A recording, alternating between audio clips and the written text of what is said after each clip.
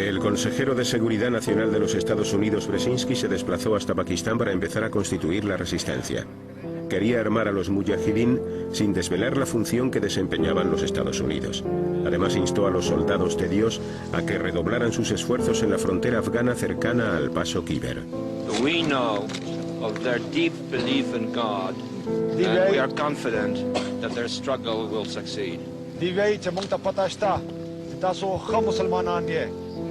That land over there is yours. You'll go back to it one day, because your fight will prevail, and you'll have your homes and your mosques back again, because your cause is right, and God is on your side.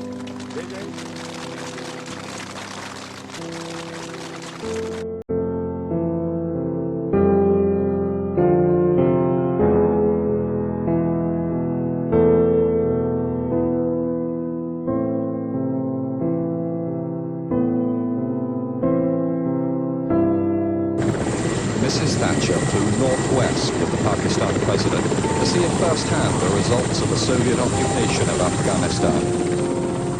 Nasir Bagh houses about 10,000 refugees. The United Nations has called this the largest single refugee problem in the world. The British Prime Minister was greeted by children from the camp and then by elders from each of the provinces of Afghanistan. Inside the bright tented enclosure, 1,500 men waited. We were told that many of these men were mujahideen who travelled from the border specially for this meeting. A mullah chanted some verses from the Quran concerning exiles. Mrs. Thatcher promised them an extra £2 million worth of aid, and she made clear the West's support for the Afghan resistance fighters. I want to say that the hearts of the free world are with you, and with those of your countrymen who have stayed. And that gained her ringing shouts of support. That was an all-male audience. Afterwards, Britain's first woman Prime Minister met the leaders of the refugee women, but that meeting was private. After lunch of curried goat, Mrs. Thatcher and General Zia flew northwest up the Khyber Pass, the ancient route through the mountains to the Afghan border. She landed at Landi Kotal, where local Maliks, chiefs of the Pathan tribes, waited to greet and to garland her. She was presented with 2 sheep. The Prime Minister patted them to signify acceptance. She said, "Look after them for me," a little optimistically, because tomorrow is an important feast day. The entourage stopped a few miles short of the border at an old frontier observation post where Mrs. Thatcher gazed into Afghanistan. At the border, the Prime Minister and General Zia inspected a guard of the famous Khyber Rifles.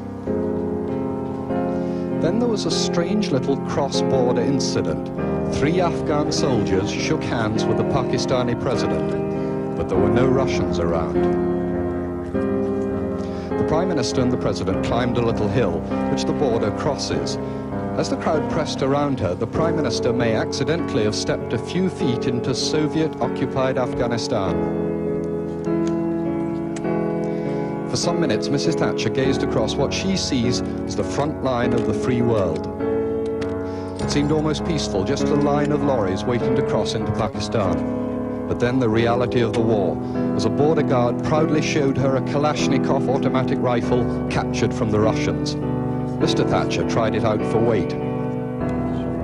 As the Afghan soldiers looked on, the British Prime Minister said, "We shall never rest till Afghanistan is free again." David Rose, News at 10, at Torkham on the Afghan border.